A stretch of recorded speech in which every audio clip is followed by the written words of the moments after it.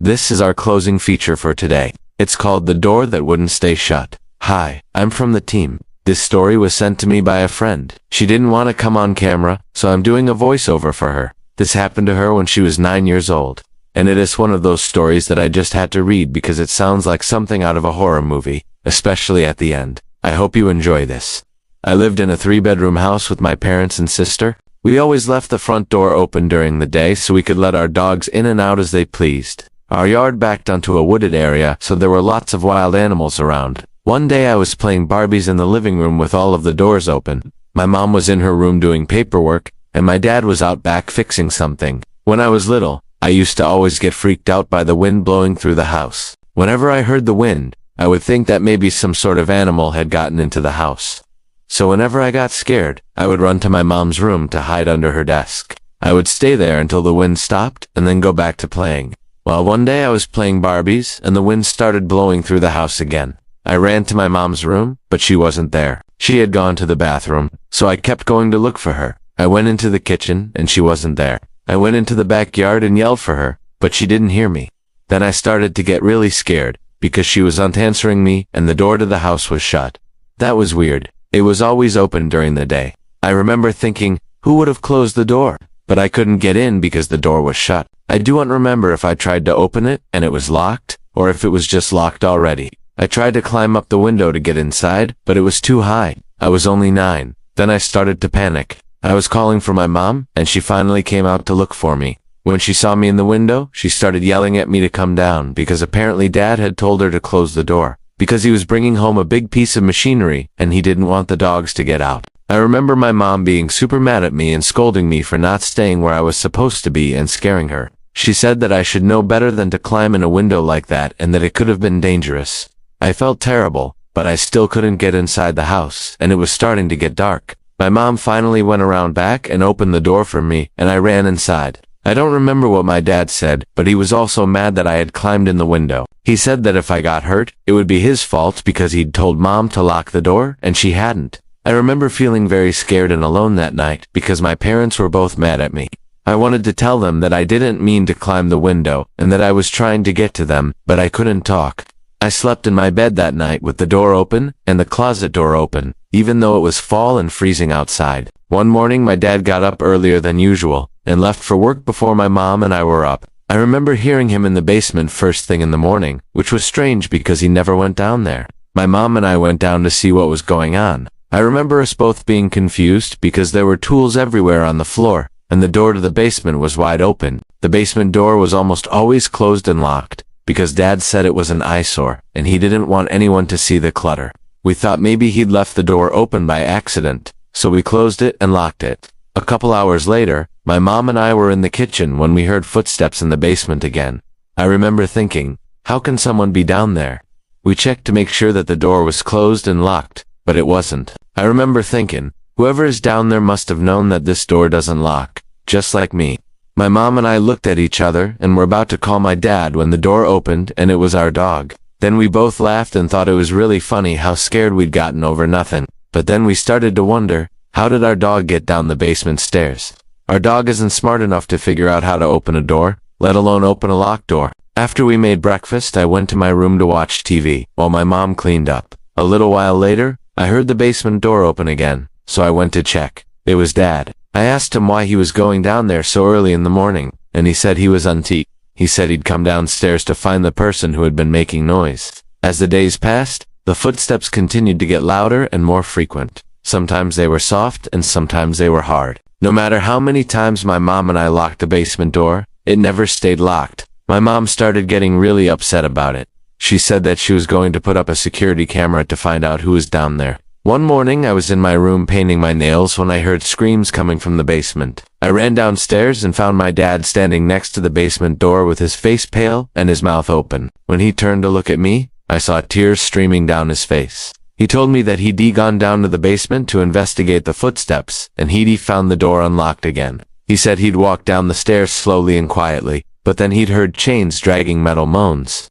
Then whatever was in the basement started screaming bloody murder. That's when my dad turned and ran back upstairs with the door open, but I stopped him. I told him that he needed to go back down there to lock the door. He didn't want to, but I insisted, so he went back down. A few minutes passed and I heard Dad scream again. Then he came running back up the stairs without his shoes. He looked panicked. He grabbed my hand and ran to the phone to call the police. The cops came and searched the basement, but they didn't find anything. Dad called a priest to bless the house, and I remember him sprinkling holy water all over the basement door. After that, the footsteps in the basement seemed to stop. One day my mom was cleaning out the basement and she found some loose floorboards. When she pulled up one of the floorboards, she found a small hole. She called my dad at work and told him to come quickly. When he got home, they went into the basement with a flashlight and looked in the hole. They found a set of rusty metal keys at the bottom of the hole.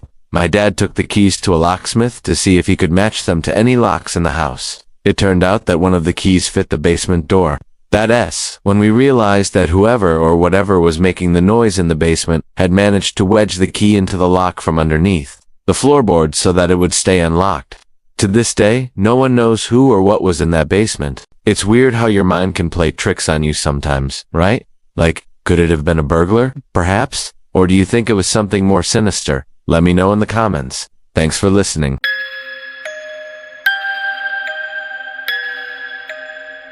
Let's take a look at this week's newly released episode of The Ghost and Molly McGee, the Phantom Nurse in White. As the title suggests, this week's episode is all about ghosts. Specifically, a nurse ghost that haunts the halls of the local hospital, scaring off the patients and making everyone's lives miserable, and it's up to Scratch and Molly to set things right. So let's get into it. This week's episode starts with a trip to the hospital for some reason or another. I can't exactly remember what brought them there, but the important part is that they're revisiting on the night shift, when suddenly the lights go out and Scratch gets separated from Molly. In the chaos that ensues, Molly finds herself in the hospital basement, alone, in the dark, and Scratch is left to wander around the hospital wing by himself. He makes his way down a long hallway, and suddenly he runs headfirst into a ghost. A very pissed-off looking ghost who immediately begins chasing him. Scratch doesn't realize it at first, but she's only after him because he reminds her of a former colleague of hers. A nurse named Mabel. She had a bit of an accident while working the night shift. You know, back in the day? And now she haunts the hospital trying to scare away anyone working the night shift, so no one will ever have to experience the same fate that she did. Scratch is naturally scared and tries to run away from her, but it's no use. She's a ghost. He's just a ghost. And if he stays still for too long, he could end up stuck in this world like she is. Eventually, he gives in and lets her chase him around, until he accidentally breaks a nearby IV stand.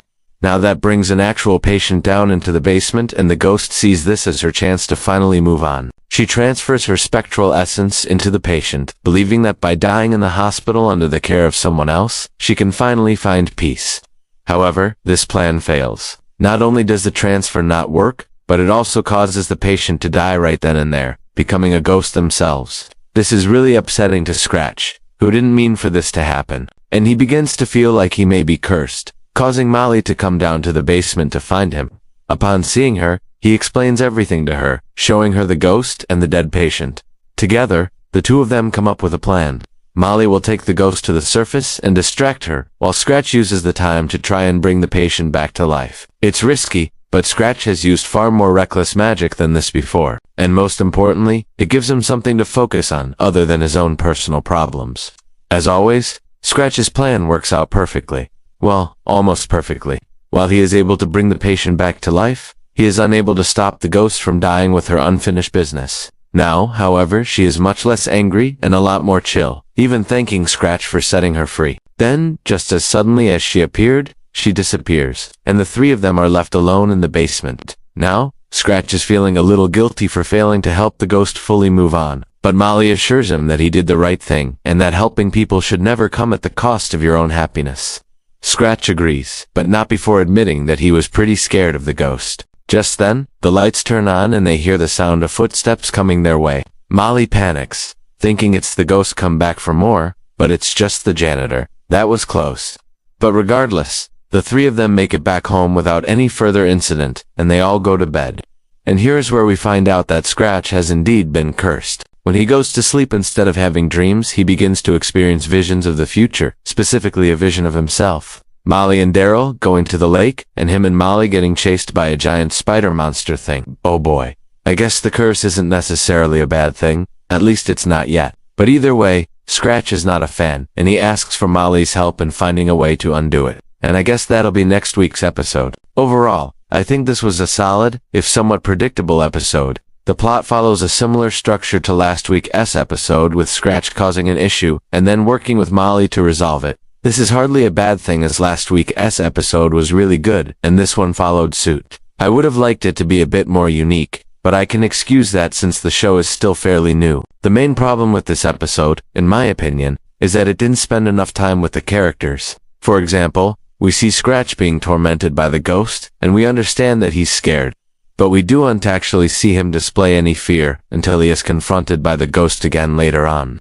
All we get is a single line saying that he was scared. Show, don't tell. I know that's a basic writing concept, but it's one the show seems to be struggling with a little bit. The episode also hints at Scratch's growing feelings for Molly and the possible romantic tension between the two of them. But again, these ideas are merely hinted at and aren't really explored. I think the writers are taking a slow burn approach to this, which is fine. I just wish there was a little more substance to their relationship.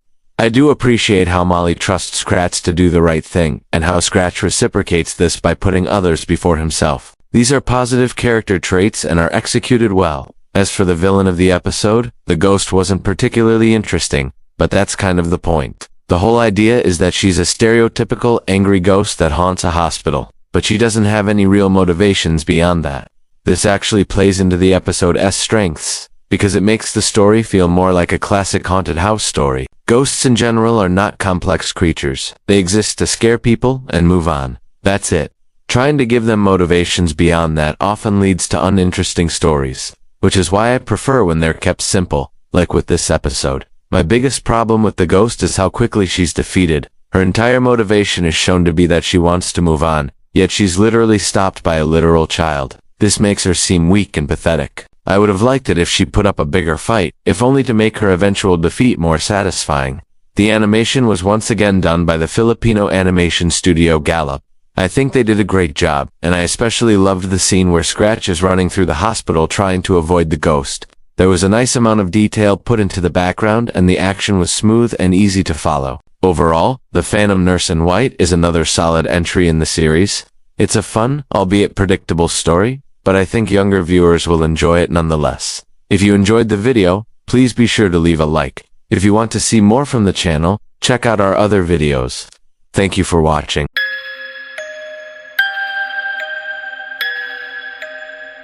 Hey guys, what's up and welcome to my channel. Today we'll be telling the story of the coffin that knocked back, but before we do so, make sure to subscribe for more stories like this. Also, give us a thumbs up if you enjoy these kinds of horror stories. Now let's start with today's video. A man had bought a coffin for his wife years ago. At that time, he felt it was too big for her, but he figured she would fill out in time. Well, he was right. When she died about 10 years later, they had to order another coffin. The one they had previously purchased was just way too small. They placed the order, and the new coffin arrived. It was even bigger than the first. It was at the funeral home where the problem became apparent. The second coffin was still too small, but they didn't have time to get a third one. The only solution was to open up the coffin and stretch it. Somehow they managed to get the coffin open, but when they tried to pull it apart, it wouldn't budge. No matter how hard they pulled, the coffin didn't get any wider. They were already running late, and there wasn't enough time to get a third coffin. So they decided to just close the coffin back up. They closed the coffin and lowered it into the grave. Once it hit the ground, they all started to run. The pastor was already saying the closing prayer. The gravediggers quickly filled in the grave, but they kept hearing strange noises coming from inside the coffin. At first they thought it might have been the wind or some animals, but then they realized it was definitely someone tapping from inside the coffin. They ignored it and left. After all, who could possibly be alive in a coffin? A few days after the burial, the man went to visit his wife's grave. He brought flowers and he sat down next to it. Suddenly, he heard a faint noise coming from inside the coffin. At first, he dismissed it, but then he started to feel uneasy. Was his wife really dead? Had they buried her alive? He got up and walked around the grave. He looked at the grass and noticed something odd. The grass around the coffin was greener than the rest. Not only that, but it was also growing faster. This meant that moisture was coming from somewhere, and when he looked closer, he noticed that there was water on the surface of the grave. There was no way that the grass would be growing so well, especially during the winter. There must have been something inside the coffin. He ran to the local priest and told him about what he'd seen. They both went to the grave and the priest started digging. He didn't find anything, but he did find that the coffin had been moved. He looked at the man and asked him if anyone else had been to the grave. He said no one had, so the priest started digging again. He dug and dug until finally he saw something. It was a hand. The hand was pale and bony. He pulled it out and it was clear that it was a skeleton. The man screamed and fainted. The priest called for help and soon the police were there. They found the skeleton and took it away. They also took the coffin away for further examination. At the station, the man explained what had happened. The police didn't believe him, but they decided to look into it anyway. The man begged them to open the coffin, but they told him that it would be disrespectful to his dead wife. He argued with them, but they eventually left. A week passed and the police still hadn't come back with any answers. The man couldn't sleep at night. Every time he closed his eyes, he saw his wife's face. He knew that she was dead, but he couldn't shake off the feeling that she was trapped inside the coffin. He decided that he had nothing to lose and went to the graveyard. He approached his wife's grave and knelt down. He started praying, begging God to forgive him for whatever he had done. Just then, the ground started shaking. The man panicked and tried to run, but it was too late. The ground split open and a hand shot out. The hand was skeletal and it grabbed the man's ankle. The man screamed and tried to pull his leg away, but it was no use. The skeleton was strong and it pulled the man closer. More skeletons started coming out, and soon the man was surrounded by bones. They all started shaking and moving, and then they started to speak. "You trapped us," one of the skeletons said. "You don't understand what we're capable of." Another skeleton said, "We're going to make you suffer." The skeletons started attacking the man, and he tried to defend himself, but it was no use. They were too strong and too fast. One of the skeletons grabbed the man's gun and pointed it at him. "This is for trapping us," one of the skeletons said. The man closed his eyes and waited for the gunshot, but it never came. When he opened his eyes, he saw that the skeleton was crying. "I don't want to do this," the skeleton said. "I don't want to hurt you." The man looked at the skeleton and realized that it was his wife. "What happened to you?" he asked. "Why are you like this?" His wife looked at him and shook her head. "I don't know," she said. "All I remember is that I was in a lot of pain, and then everything went black." She looked at the other skeletons and said, "We need your help. We don't remember what happened after we died, but we think we can find out if we work together." The man nodded and the skeletons started digging.